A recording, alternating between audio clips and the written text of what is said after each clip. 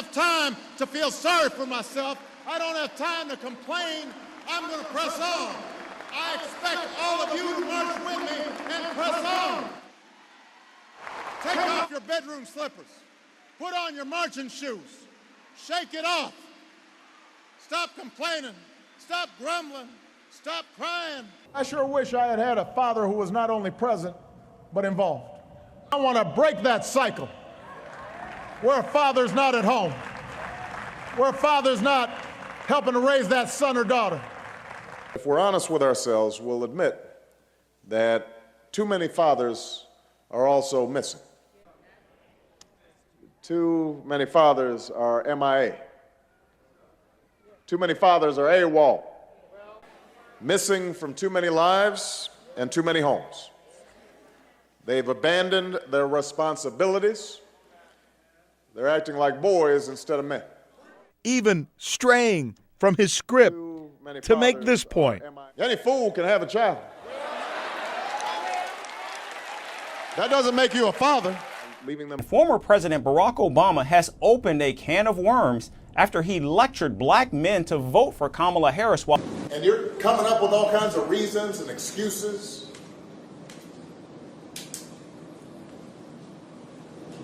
I've got a problem with that because part of it makes me think, and I'm speaking to men directly now, part of it makes me think that, well, you just aren't feeling the idea of having a woman as president.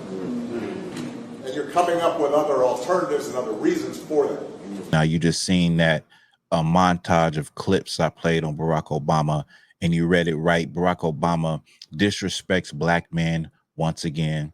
Now, this has been something that was ongoing during Barack Obama's administration, as you see in those clips, different clips from different time periods of public speeches at black Christian churches, black colleges. And these are the things, are the racial stereotypes that Barack Obama pushed, those negative stereotypes that we have always heard in our community. These are the same things but that Barack Obama pushed when he was in office. He attacked black men verbally. Verbally, he said things about black men. Mind you, he never said anything about any other single group, whether it be Caucasian men, women, black women. It was always black males. Black males have always been the brunt of this society's issues and the scapegoat for all of those issues. Whenever something goes wrong, whenever something ain't right, they always find a way to point at the black community and then the black man. It has always been that way. And Barack Obama chose to do that. Now, let me just say that there are people that have these sentiments that are not from the community. And because of the history between them and black folks, they can't come out and say these things how they actually feel. But whenever there is somebody, a person of color, like Barack Obama, who is not black, like a black American that came through the transatlantic slave trade, whenever there's a person like that, they get behind what they are saying, because this so-called person of color that seems like they're from the community, or they probably are from the community, they can say it without the backlash. Of course, it will be controversial, but they can say the things that the supremacists want to say, but they can't say, want to point out about black culture, want to point out the negative things about black culture and why things are like this and why you're not doing this, but they can't say it because of the pushback that they will get, being when people look at the history of how they have treated black folks. So they set up these black people. In one of my videos, the recent video where the church was burnt down, there was racial slurs put on the church and it was burnt down. You actually have some of these supremacist white people in there saying, well, this couldn't have happened, or, I know of this happening, but it was a black person, or where is the Hotchkiss twins? And now, I don't know if I'm saying it right, but it's two brothers, I believe they're brothers, twins that are conservative, and they have all of the talking points that these people love. So they have a huge following. Another person is Officer Tatum. Officer Tatum is one of them too. He's a conservative, huge following. Now, I'm not saying black people don't follow him either, but we know the majority of their following is from those people who want to say these things, but because they're not black, they're not going to say them. But whenever a black person comes out and says it, they get right behind it. No different with Barack Obama. All of the points he was talking about of black males being fools, black males abandoning their children. Now, you've seen the montage of what was actually being, what he was saying.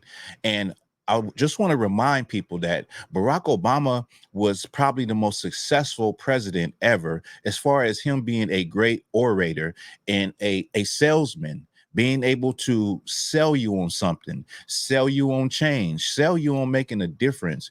Barack Obama was that. He was like a savior in the black community. Black people looked at Barack Obama as though he was the second coming of the Messiah, literally, not knowing that he was not black. He was not one of us, just like Kamala Harris isn't, and I'll get to that. But Barack Obama got that support from the black community, and the black community, you know, loved Barack Obama and Michelle Obama. Now, many black men are upset at the comments that the recent comments that he made about black men losing support for Kamala Harris because they just don't want to see a woman president. So many people are upset, and rightfully so. Brothers feel like, why should I align with someone simply based on the color of their skin? Which is true. Now, I don't vote. I don't advocate to vote. Black people have been voting for over 100 years, and we still have an unemployment gap. We still see all of the disparities between our community and other communities, and we have not reaped the benefits that we thought we was going to reap when we choose to vote. So I look at voting as a big ploy, a big game, and we are pawns in that game without really realizing it. Because like when I was talking to Chester Higgins, he said, we don't ask for nothing. Like Chester Higgins, he's an older man. He's seen a lot. And he's like, we don't ask for nothing. And I agree. It's like, so we ask for small things and minute things. And those things really don't change the complexion of what our community looks like on a day-to-day basis. We still are lacking many opportunities. They still have to create programs just for black people to exist in certain spaces. So with that being said, many black men feel like Barack Obama is off base with what he said. He just needs to be quiet, which I agree. Like, he is not even one of us, but here he goes coming in from the Democratic side to try to get votes for Kamala Harris. Now, let me remind you also, under Barack Obama, it was more unarmed black men that were unalived by law enforcement at that time than any other time, because, you know, that's when the rise of, you know, cameras everywhere, cell phone cameras everywhere. And Barack Obama literally didn't do anything about it, but he was supposed to be a black man. And see, you start to understand him and Kamala, they put these people in place, and you know, they can give a cool handshake and say they ate collard greens and, you know, they smoked a little marijuana to fit in with the black community. And that's all we need to see or feel, to feel like they're one of us when they ain't never been one of us. Barack Obama said, listen, I'm for the people. Kamala Harris said the same thing. I'm not just going to do stuff for black people. I can't just do something. They say the same thing, but we don't be listening. We don't be hearing what they said, what they say.